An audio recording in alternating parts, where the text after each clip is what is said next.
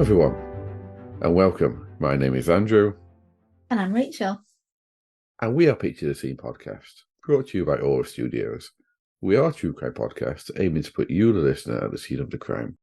We bring you a new episode on a weekly basis, mainly focusing on lesser known crimes from the UK and Ireland. However, at times, we expand into cases from anywhere in the world and all ones that are well known, as evidenced by Rachel's excellent presentation on the last double header we had over the last 2 weeks. As we are a true crime podcast, listener caution is always advised, and today there could be graphic descriptions of death, so please be aware. If you like what you hear, please do follow us on whatever social media platform you prefer, subscribe to us on your preferred podcast platform of choice, and if you have the capability, give us a rating and review as well. It does mean the world to us, doesn't it, Rachel? It does indeed. And I also like how we have graphic descriptions of death. If you like what you hear. Yes, I guess. And if you do like it that much, that you want to support us, you can do so for less than the price of a cup of tea or coffee on Patreon. We currently only have one tier, and that's at £1 a month. We release bonus content every month. The links to our social medias and Patreon can be found in the show notes, or visit patreon.com/scenepod. That's patreon.com/SEENEPOD. Now, additionally, we now release, where possible, each episode a week early on Patreon. So if you need another episode and don't want to wait, next week's is already there waiting for you. So why not sign up? I'd like to give a massive shout out to Pamela Larkin, who has become our latest member of the Picture the Scene family and has started supporting us on Patreon. Whoop whoop. Thanks, Pamela. Yeah, thank you, Pamela. I hope you're enjoying the extra content. So, Rachel, how have you been since we last spoke? I've been positively sparkly. How about you? I've been great, sparkling too, although now you've said that, I wonder, is there any way we can be negatively sparkling?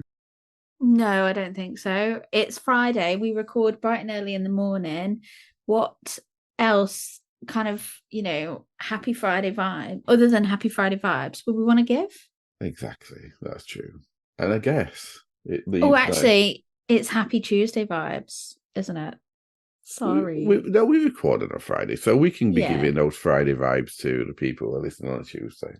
Good point. Tuesday is for me not a great day in the working week. So you're absolutely right. We are channeling our positive, happy Friday vibes to all of our Tuesday listeners.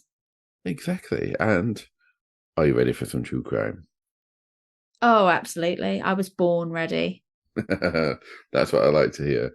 So today's episode was recommended by Nicole Foster, who reached out because this case has fascinated her since it happened, due to it being the first case she was involved with when she was a police civilian. Now, when I looked into it, I have to admit I was hooked, so I thought I had to cover it. So thank you, Nicole.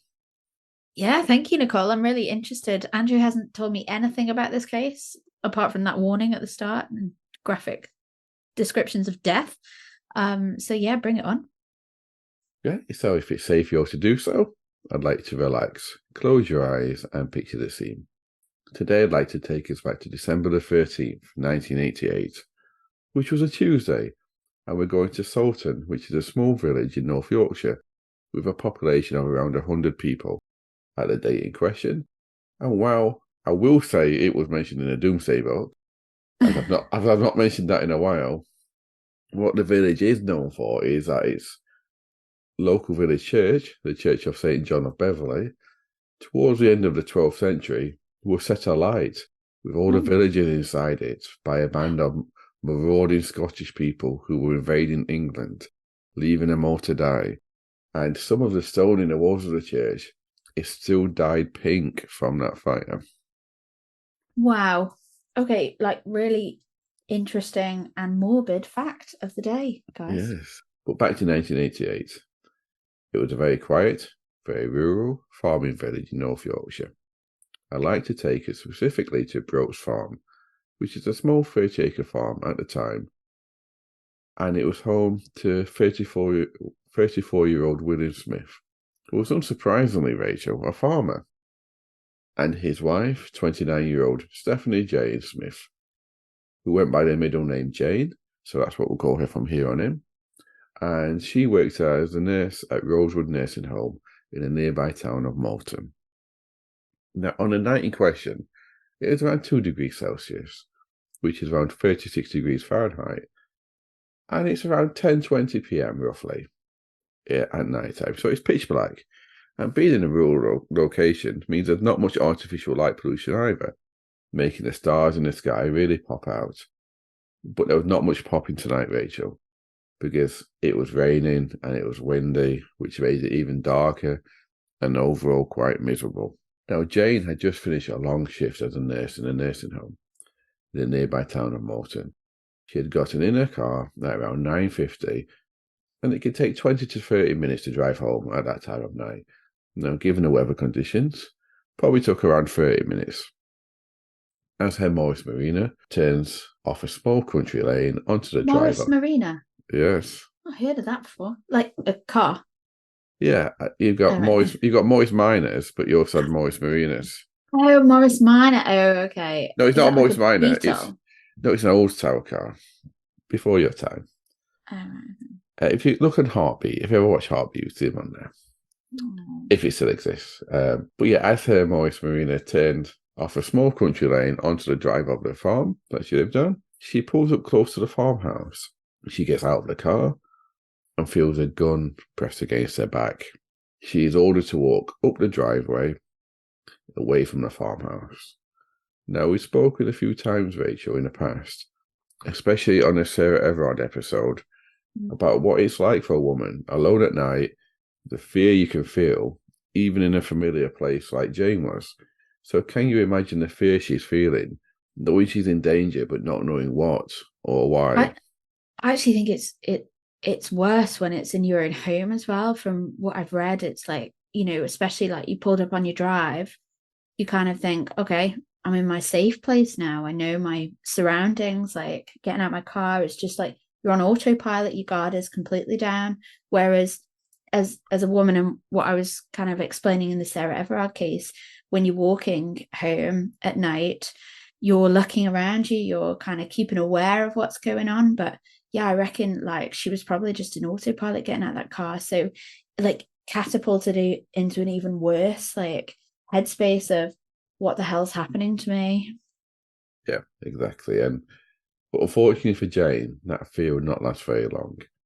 For a few moments later, the gun that had been pressed against her back was now raised upwards, so it was behind her head. And at point-blank range, she was shot once with the .22 rifle. So hang on. When you said luckily for Jane, I thought it was going to be a good news story, but you're actually saying that she was put out of her misery quite quickly. No, I said unfortunately for Jane. Oh, sorry. I thought you said fortunately. Wow. No. Okay. Unfortunately, yeah. And so, yeah, she was shot once with a .22 rifle, killing her instantly as she fell face forward onto the ground. Now, coincidentally, Rachel, the Home Office pathologist who would examine the incident would later go on to describe the shooting as bearing all the hallmarks of a professional killer.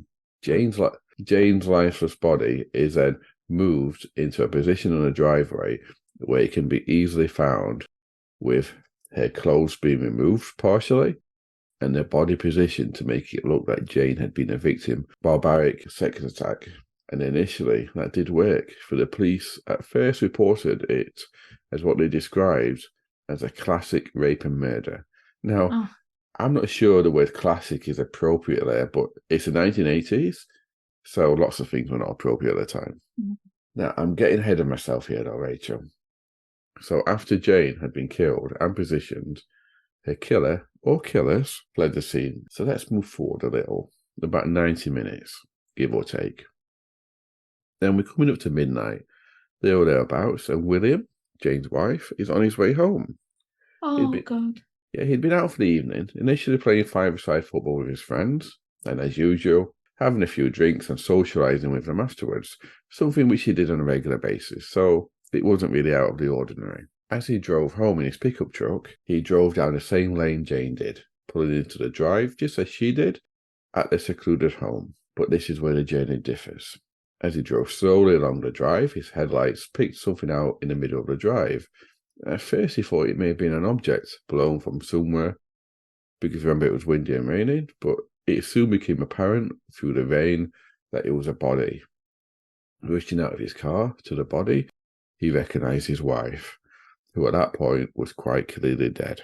So this was a small community that lived in Rachel. Everyone knew everyone else, so word got around quickly about Farmer Smith's wife being killed, with no one knowing who could be responsible. The police quickly issued a statement saying that while they had no suspect at the moment, they were seeking the gunman responsible. Yeah. So it became obvious, though, that the police thought they knew who had killed Jane, or at least they thought they had an idea. Is it going to be the husband? Let's see, shall we? Let's see. Yeah. I was going to say let's see because later on, towards the end, it depends who you ask. Will depend who did it. Oh, so you're bringing us an unsolved case? Maybe, maybe not, but this is fascinating. So okay, it depends who you ask. It depends who you ask if it's unsolved or not. Yeah, within 2 days, their statement of the killing, their statement had changed, saying they were looking to speak to William's ex-girlfriends, and then very quickly the plural was dropped, and saying they were stating they were looking to speak to an ex-girlfriend of William's. But you said that it was potentially a hit done by a professional. That's what the Home Office pathologist said, and let's get on to see. This is part of the whole mystery. It's interesting. So less than a week, so 7 days, had passed before the police made an arrest. Hang on. 7 days is a week. Yeah, I just read that. I think I was clarifying how long a week was, but I think everyone knows how long a week was. But it was less than a week. It was 6 days to be exact, I believe. But I don't know why I had to tell people how long a week was.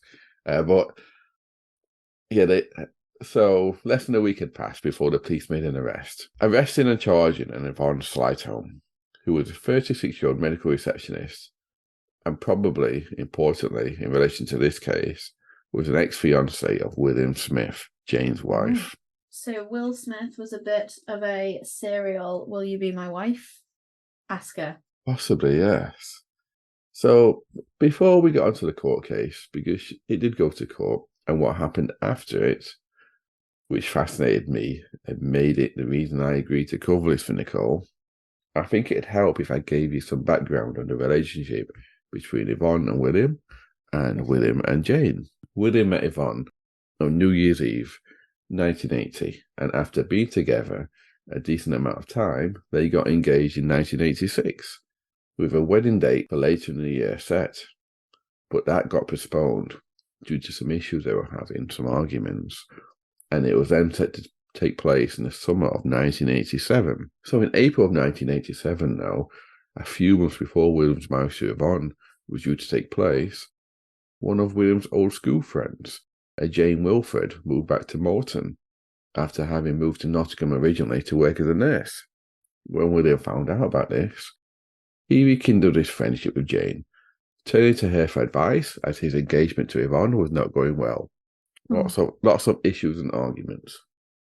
Within a very short amount of time, William and Jane decided their friendship was more than that, and they both loved each other.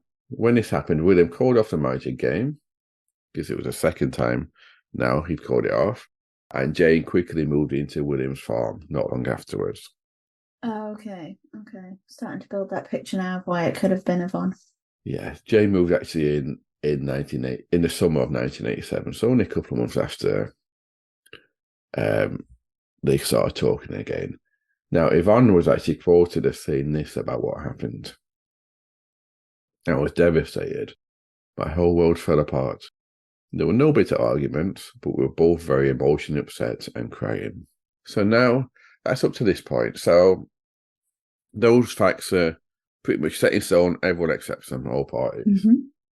But now there are two versions of events that happened after this. Yvonne would state that even though their relationship formally broke off, they carried on seeing each other, even after William and Jane got married in May of 1988, some 7 months before Jane was killed. She said at the time of their split, so back in April that she was actually pregnant with William's baby, but had miscarried shortly afterwards.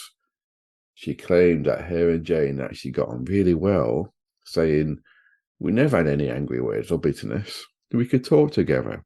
She was very sweet." This is very odd. I'm not surprised that the police were piecing together like the build up towards it being Yvonne.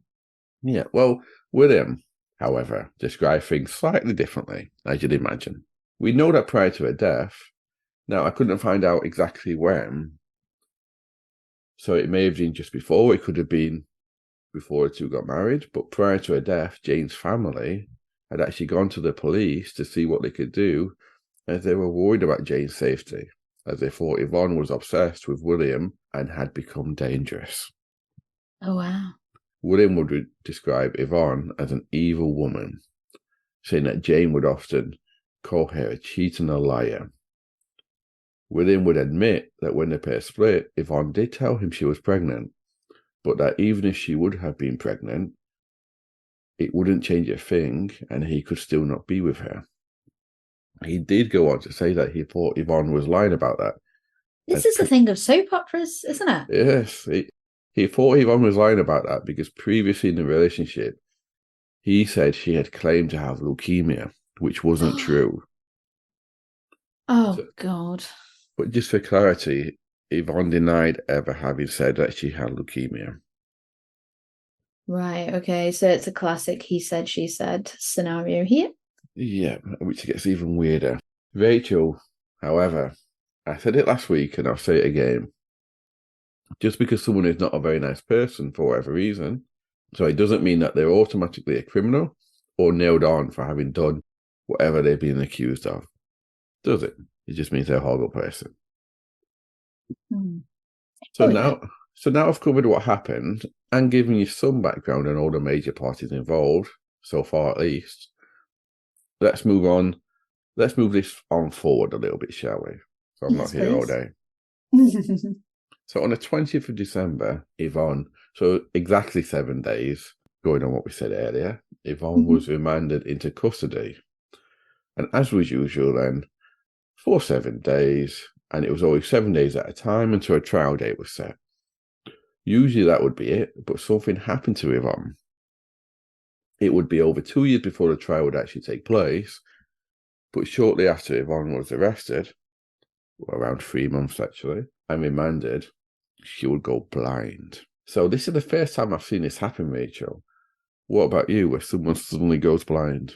No, strangely enough, I have or had a colleague in a previous company, and yeah, in her early 20s, just woke up one day unable to see anymore.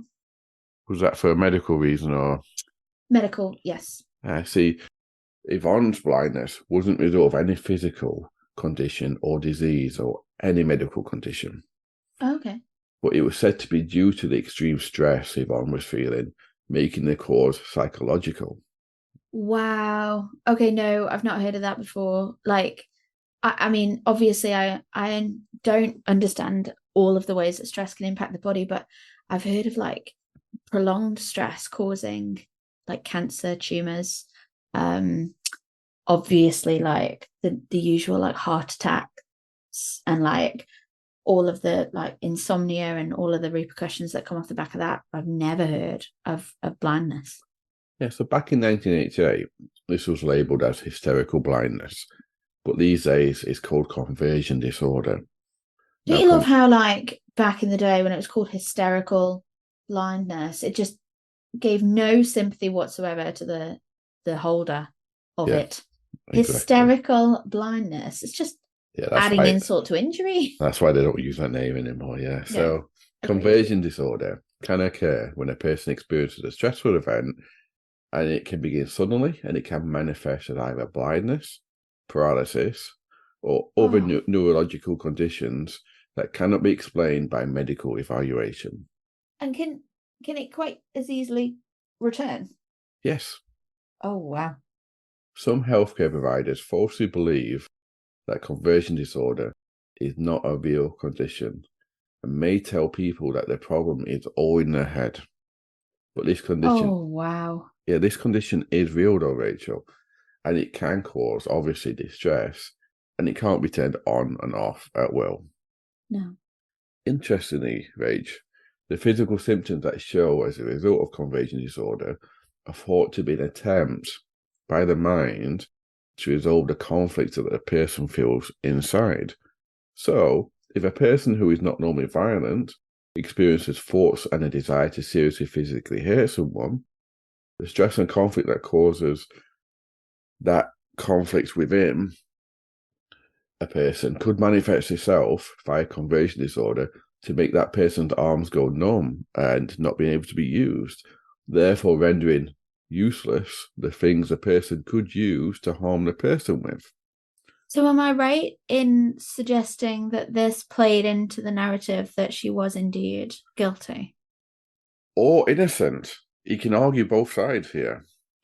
Because you could say she was innocent, so just the stress of having to be on remand could have triggered it, but you could also say she didn't want to face herself and look at herself because she was guilty.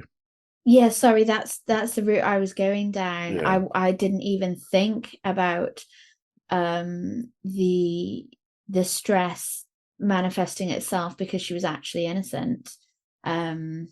I would imagine like that kind of stress would have come more down to like potentially like a personality disorder, where you are kind of having all these people around you telling you something and you're like convincing yourself otherwise. You'd almost like be conflicted there. But I thought this is where my head went anyway, or is going, in that she is so disgusted with her actions and her behaviors that she can't look at herself or anyone, and that's how it's kind of come into play. But yeah, that could be it.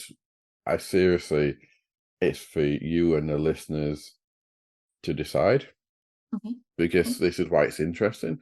So it was said that even though Yvonne was registered as blind after it occurred, having been affected so much that she was totally blind in one eye and could only see faint colours and shapes in the other.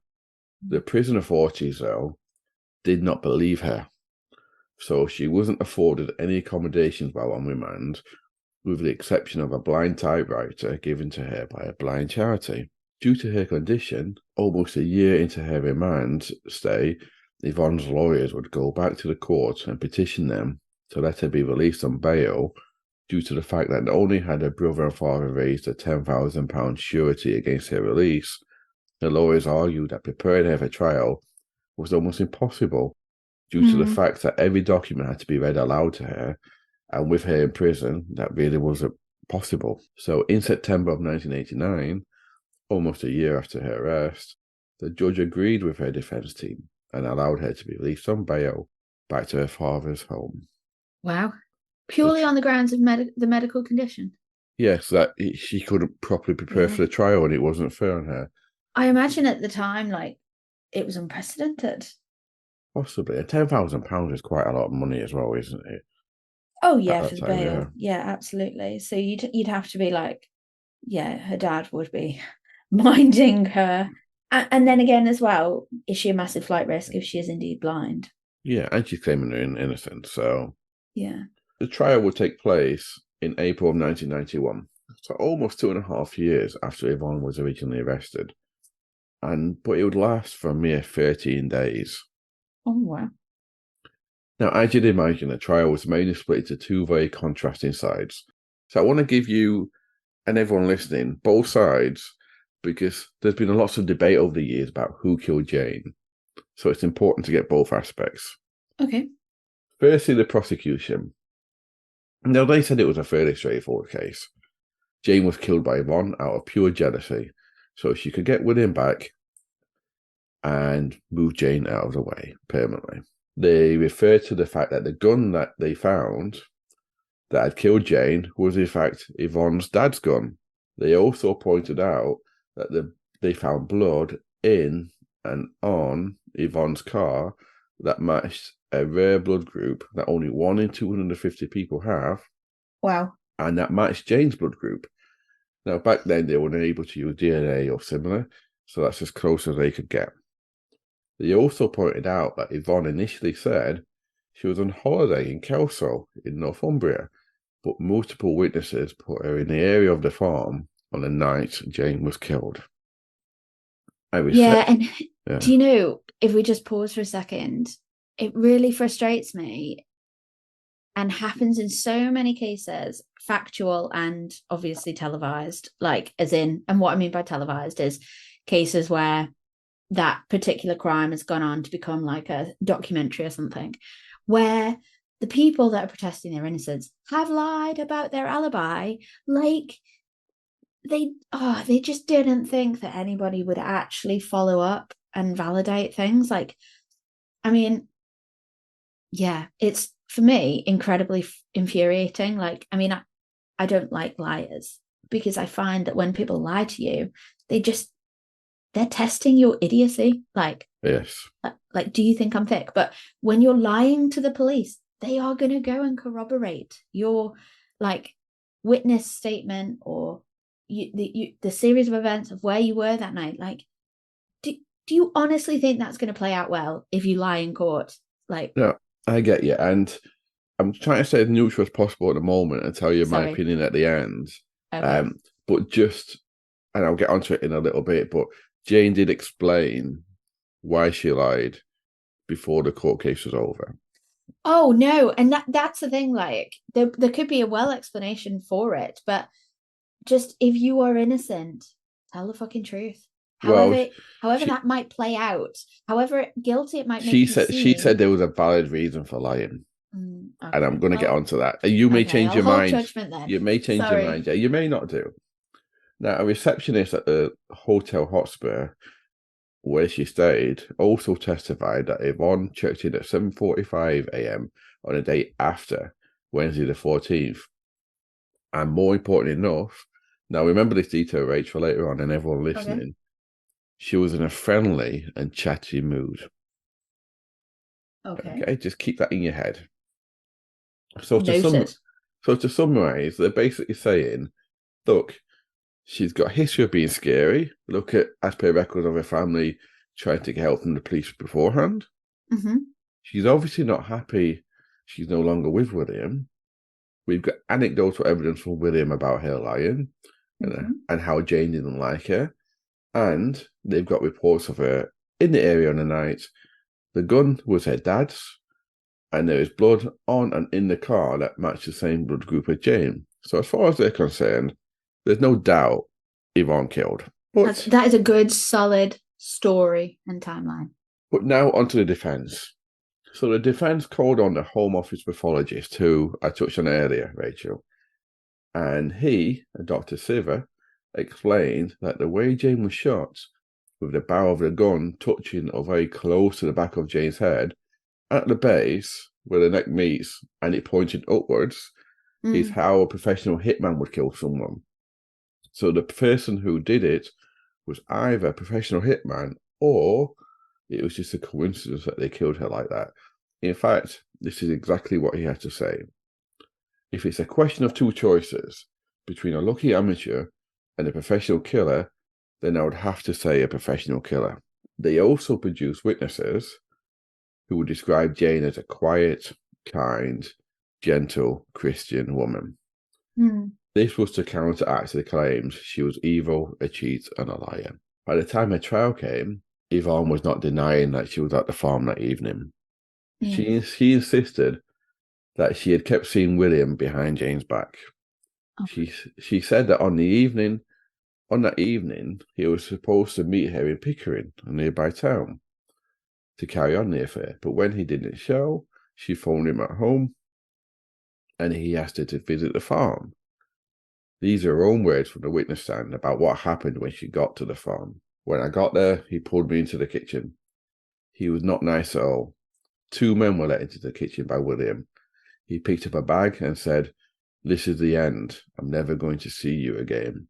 He looked at me, and it was the coldest stare I'd ever been given in my life. He was looking straight through me with hate and coldness. She then went on to describe how Smith had left the kitchen with a third man entering the kitchen carrying an object which possibly could have been a gun. Then she heard a car arriving and a voice which she thinks may have been James but wasn't sure, saying, "Oh my God, you're not going to do it here." She said that when she heard that, she started to scream, that there was a loud bang on the side of her head and she lost consciousness. When she awoke, she said that she was threatened if she told anyone what had happened or that she'd been there, her sister and her sister's 2 daughters would be killed.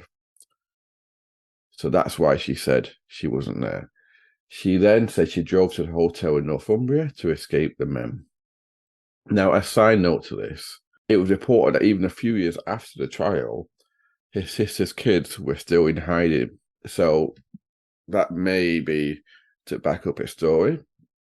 The defense also pointed out that if Yvonne had killed James, why didn't they find any of James' blood on any of Yvonne's clothes and only find it on and in the car? Finally, the defense wanted to put across the image of William as a homosexual who would often partake in sexual activities with men, individually or collectively, that he was involved in the drugs trade as a money launderer for a major drugs gang, and he arranged to kill Jane because he didn't want her getting any of the farm when she found out he was gay.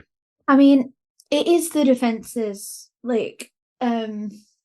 it's their purpose in the trial to set the doubt and for there to be enough reasonable doubt in who they are defending being the perpetrator, right?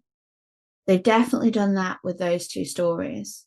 They don't have to prove either of those facts. And this is what, again, I think I'm probably coming across really biased towards protecting Will here. But again, they are 2 really wild scenarios that just play really well into Yvonne's narrative of it definitely wasn't me and this is why. But they won't have had to find any, obviously phones wouldn't have been a situation in 1988, but they wouldn't have had to find any letters or evidence or, secret meetings of Will meeting men and booking hotel rooms. And they also wouldn't have had to have gone and dug around for any, I don't know, mapping of the pair of them, so Yvonne and Will still having that affair in the local town. Would they? They can just say that and leave it there for the jury to think, oh, okay, so he's not this loving husband. And that's what really pees me off in the case of these kind of trials where the defense will just throw some accusations at the jury and see what mud can stick. Yeah, exactly. And the defense also noted that when William was with the police after Jane's death, he was totally unemotional, not getting angry or upset or anything else like that. After 13 days, Yvonne would be found guilty of murder by a majority of 10-2, with 6 men and 6 women on the jury. Some of the jury even broke down and started crying when Yvonne was told she would be given a life sentence. Eventually, she was given a minimum of 10 years to serve in prison. It doesn't end here, though. Hang on, she's given a life sentence and that equates to a minimum of 10 years. Yes, it doesn't end here. We're looking at the life of a fucking dog. I know. Sorry.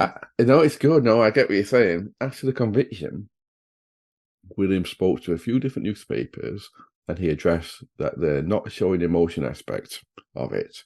He said that the way he was brought up, men don't show emotions, and that made it really difficult for him to open up in front of other people. He said it was something he was working on. He said he would often just go out into his fields on the farm and just sob and cry, and he would express how he wanted to express then when no one else could see him. Which at the time, lots of men were like that because it was like, you're a strong man, you don't show emotions in front of other people. That's what a woman does. I'm not saying that is what a woman does, but at the time it was women show emotions, men don't, isn't it? And yeah, I think we've covered a lot of cases, definitely of late, where people, innocent people and guilty people, haven't behaved as you would expect. So it's a really tricky one to nail down someone's behavior, because everyone is built differently. And yeah, you don't know, like the blindness in Yvonne, Yeah, that you could argue either for or against her, the same way that you can argue like Will's reaction to the exactly. verdict and the case. Now, Yvonne's family would not say much afterwards, as they said they planned to appeal and they didn't want to ruin Yvonne's chances, other than to say that they never liked William and they only ever fought with him for Yvonne's sake when they were together. So, But I feel like, can I just stop you there? Sorry, yeah, whilst we're on that point, like Jane's family actively did not like Yvonne. yeah, Yeah. And they were fine about Will. yeah. So could you argue that Yvonne's family were just as bitter as Yvonne was? First of all, that Will had jilted her because they thought, oh, I've married off the daughter, she's going to spend her life on a farm, farmer's wife, happy days, tick, tick, tick. Yeah, And then they, all of a they, sudden, they were farmers too. yeah, all of a sudden he's with somebody else. Like their daughter's probably a wreck. Yet you're not going to like your ex son-in-law. That's just normal. But then your daughter is being accused of murdering his now wife. You're going to like him even less. What I'm just trying to play out is that unless Jane's family also didn't like him, I don't really think that it matters what the accused families thought Yeah, of him. yeah. I put that in there because about the appeal. So, Yeah. because the case doesn't end here, Rachel. Again, sorry. So, no, Jumping the it's gun, fine. aren't I? This is one of the fascinating things that made me want to pick this up after the course of yesterday. So, as I mentioned a moment ago, after her conviction, Yvonne appealed, which in itself is not surprising, given she maintained her innocence throughout. The main aspects of the appeal were that the gun that was found near Yvonne's father's home, near an outbuilding. Now, they argued, why would she drive 15 miles to dump it, just to dump it outside and not just put it back in the house? They also said that an apple core found at the farm near Jane's body, it was found, but the police didn't bother to do any bite analysis on it and they let it rot. They argued that if they'd done so, the jury would have seen it wasn't Yvonne's teeth marks and they wouldn't have found her guilty. Wow. They also the fact that it was a 10-2 majority verdict, so not all the jurors obviously thought that she was guilty. They also argued that Jane and Yvonne were of similar weight, build, and height. So how did they expect Yvonne to pick up Jane's body and put it in the boot of the car to move it like the prosecution argued had happened, which is why Jane's blood had got onto Yvonne's car both in and out. Yeah. Additionally, they included a witness statement from someone called Derek Howard that stated it was common knowledge that William was trying to date a Cat Smith, whose husband had died recently while Jane was still alive. They pointed out that William had admitted to noticing Kath just 2 weeks after his wife's death, and a year after her death, he had married her. They also said that the original judge failed to mention some fingerprint evidence in his summing up. Now, what that evidence was, I don't know. I couldn't find out, but they said that it would have affected the jury's decision. Wow. When the appeal verdict was announced, it came back that Yvonne had lost her appeal. Her conviction would stand. But there's a but here. There's always a but. Yes. Yvonne would maintain her innocence throughout her time in prison. So much so that she ended up spending 16 years in prison before eventually being released, still blind. Wow. So for what it's worth, I'm going to give you my opinion here. Okay. I actually think she was guilty of murder. But that's my opinion because there's some major question marks which I want to raise up now. Firstly, was William still sleeping with her after he got with Jane? If he was, why did she accuse him of being gay during a trial? At the same time as saying she was still sleeping with him. There is an obvious reason, maybe, that he was just bisexual. Because that term was only started to be used in the 1970s in Britain. I've looked it up. And it wasn't until the mid to late 80s where more people started to use it and became aware of it. So if Yvonne was this Christian woman from a small rural village, it could just be that it just wasn't in her vocab. She didn't know the word bisexual. So at the time, he slept with men, so he was gay. But can I also kind of suggest that, you know, I kind of fall back to that thing that I positioned before, like, let's throw a load of shit at the wall and see what sticks. Like, let's tell him he was still sleeping with me, but also layer in the fact that he was probably sleeping with multiple men, just in case they don't believe that he was still sleeping with me. But it could have been legit that, other men were on the scene. Do you know what I mean? I get what you're saying. I'm just trying to throw all the questions out there, because there's also the gun. So why drive back and dump it outside? Probably also why didn't it have fingerprints on it? But why drive back and just dump it outside of an outbuilding? Because if they'd put it back in the house, it probably would have never got found. Because it'd be like, well, my gun's always been here. Then there's the blood. So how can blood get everywhere except on Yvonne's clothes? Now, we don't know what she was wearing that day, so she could have just thrown them away. But there is that question. I think the apple core, but I think that was stretching a little bit, and I don't think it could prove anything either way. Now, after she lost her appeal, some people started to campaign for her. So people she didn't even know, some strangers, looked into her case and thought, she's innocent. And they argued that a bloody handprint that was found in Yvonne's car could never have been Yvonne's, because it was the wrong size. It was a man's bloody handprint. But they only had photographs of it because it didn't exist anymore. So they couldn't actually test whether it could be Yvonne's handprint or not. They also argued, and I think this is a valid argument, this bit here, when she realised she wouldn't get out early, because after her appeal, her solicitors actually came out on record and said, we've told her she can't do anything else. She's in prison now. So when she realised she wouldn't get out early, why not just admit her guilt so she wouldn't have to spend extra time in prison? Well, I actually think that when people put themselves in the zone of protesting their innocence, innocent or guilty, that's their stance on it, almost psychologically convincing themselves they weren't involved, they weren't at the scene of the crime, they didn't know the accused, or whatever that looks like. They are completely convinced in their own right that they weren't there and it wasn't there. I get you. So those questions could be, well, you're leaning towards trying to say maybe she didn't do it. So here are a few questions to ask yourself as to maybe to prove she did do it. Okay. So firstly, there's a question of her behaviour as reported by the receptionist. Do you remember? I asked you to remember that. Yeah. Now, I think this is what swung it for me, why I think she's guilty.